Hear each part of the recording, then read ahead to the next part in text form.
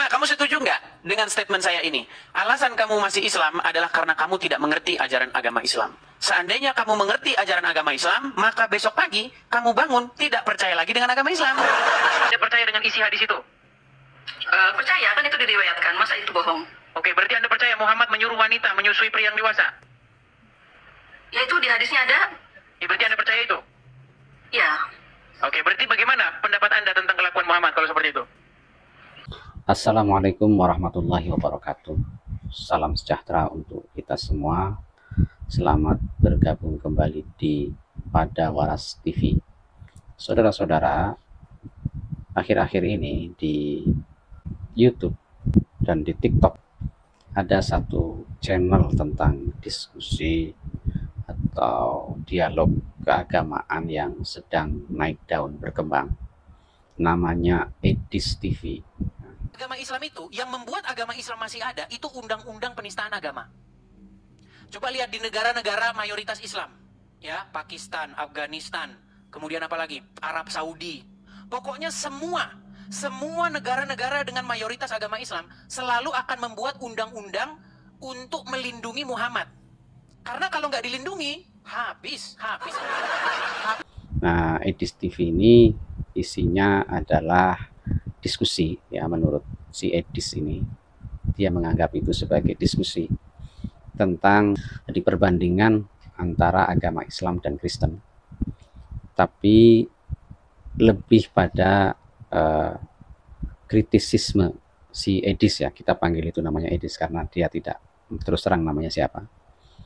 Itu mengkritisi dengan ujaran-ujaran yang sarkas, ya, kadang-kadang memojokkan, kadang-kadang merendahkan dan membuli ajaran-ajaran Islam.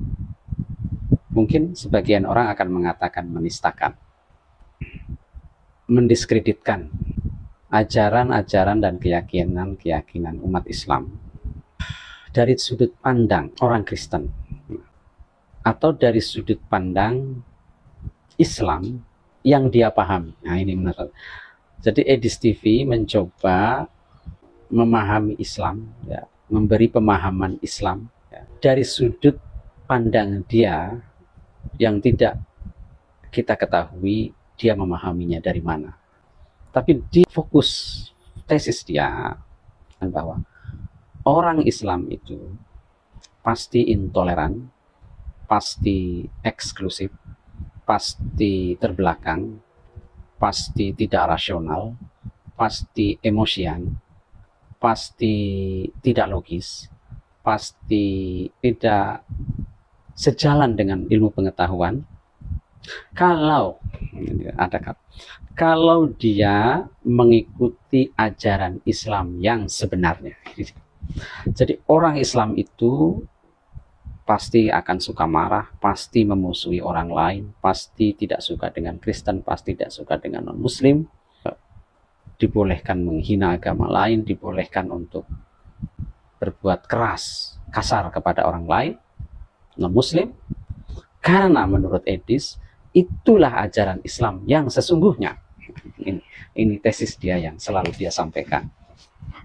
Bagaimana dia memahami seperti itu? Dia mengatakan bahwa karena sumber ajaran Islam yang utama yang seharusnya diikuti oleh orang Muslim sedunia itu mengatakan begitu, Al-Quran. Jadi Edis selalu mengatakan Al-Quran dan Al-Hadis selalu di situ disebutkan ajaran-ajaran yang intoleran.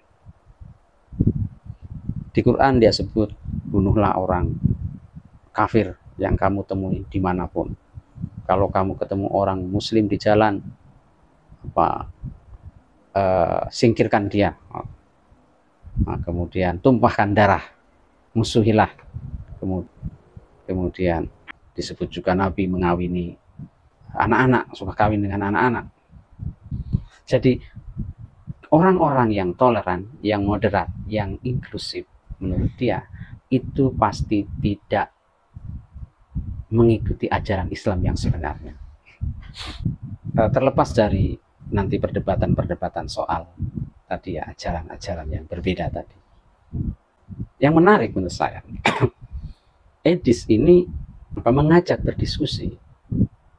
Ya, kenapa channelnya berkembang? Itu karena dengan gayanya yang selengean lah ya, model-model Gen Z gitu, bahasa yang gaul ya, mungkin anak yang sangat akrab di kalangan anak Gen Z dan enak didengar, akrab gitu ya, friendly, kemudian kadang-kadang sarkastik, komedi, dan penuh dengan candaan-candaan yang orang mungkin tidak merasa dia sedang dalam tanda kutip menistakan. Dan tapi sesungguhnya ini berbahaya menurut saya ya, dalam kondisi masyarakat yang multikultural. Cara berdakwah yang dia sebut diskusi itu sebenarnya bukan diskusi ya, itu semacam, jadi diskusi atau dialog itu harus dilakukan oleh orang yang setara pemahaman, pendalamannya terhadap agama masing-masing. Jadi taruhlah si Edis ini sudah 13 tahun belajar Islam, belajar lebih tentu ya, belajar Kristen ya, agak mendalami agamanya, kitabnya, tentu harusnya berdiskusi, berdialog dengan orang Muslim yang mendalami Islam dengan pemahaman yang tingkat pemahaman pendalaman yang sama. Jangan sementara kita lihat dari diskusi di TikTok atau di YouTube itu dengan orang-orang yang pemahaman Islamnya sangat sedikit minimalis ya, yang itu memang mayoritas orang Muslim dimanapun itu pemahaman terhadap Quran, bacaan Qurannya itu memang minimalis. Tapi seharusnya orang yang mau berdialog, namanya juga berdialog atau berdiskusi, itu niatnya itu harus bukan untuk mengajak orang lain mengikuti keyakinan dia, apalagi dengan menunjukkan kesalahan logika atau rationality atau sisi apapun dari agama orang lain itu menurut dia, apalagi menurut dia. Nah, kenapa dia bisa begitu bebas menyampaikan pandangan-pandangan dia tentang Islam dan tidak bisa dinetralisir oleh audiensnya? Karena memang oleh lawan bicaranya umumnya adalah orang-orang yang tidak selevel dalam pemahaman, bukan orang yang memang mendalami Islam gitu loh.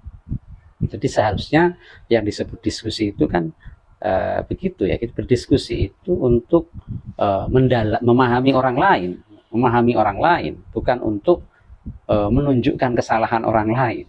Kalau menunjukkan kesalahan orang lain itu ya tugas hakim atau jaksa ya. Jadi dalam posisi ya namanya juga apologet ya.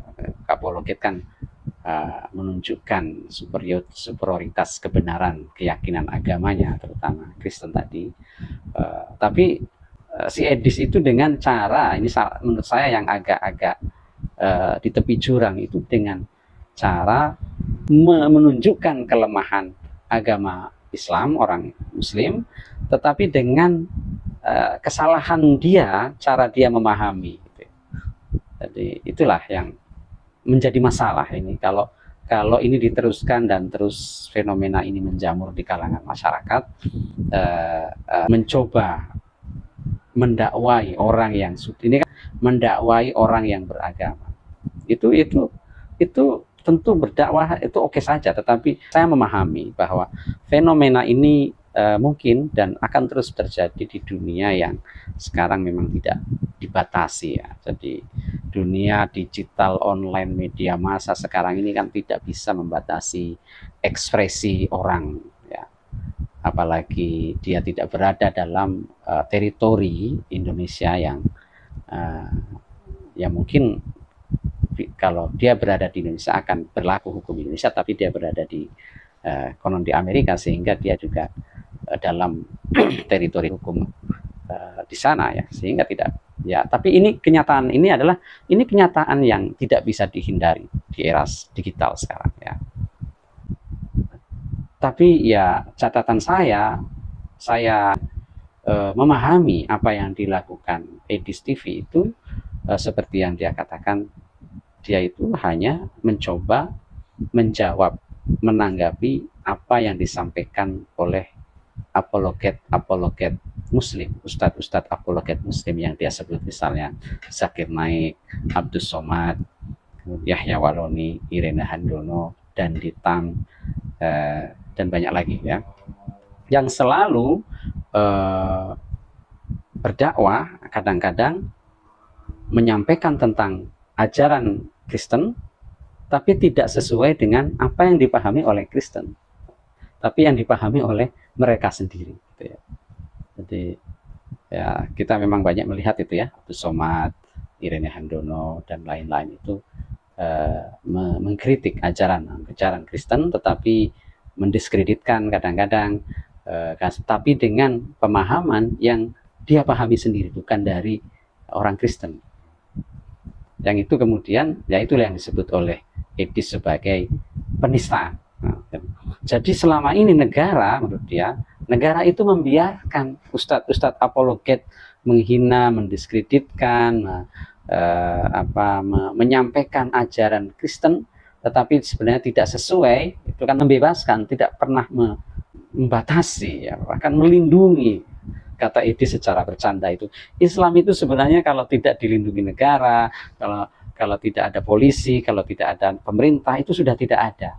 Sebenarnya Islam di Indonesia itu mungkin karena ada itu tadi, ada polisi, ada pemerintah, ada untuk melindungi oknum-oknum tadi, itu dilindungi semua. Tetapi orang non-Muslim, orang Kristen menyampaikan salah sedikit saja tentang Islam, itu langsung dianggap sebagai penistaan. Nah, ini yang disampaikan oleh Edis yang harus dipahami. Saya tidak tahu apakah yang disampaikan itu dia sebenarnya sebagai keyakinan pikirannya, ya, atau memang dia sebenarnya sedang memainkan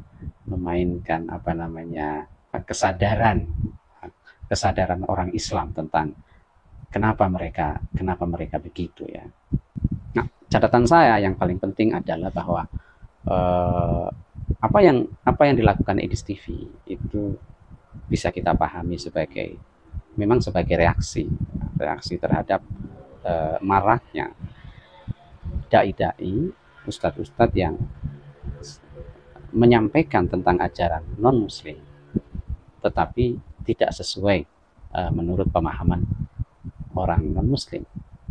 Maka sekali lagi, yang diperlukan itu dalam era dunia yang sangat multikultural ini, ya, kita tidak bisa berdialog, berdiskusi dengan niat untuk memaksa orang mengikuti pemahaman kita. Kita berdiskusi itu untuk saling memahami. Kalau kita saling memahami, saling mengenal, lita'arofu, ya, maka kita ya akan bisa bersinergi dalam dunia yang penuh dengan keragaman ini. Terima kasih.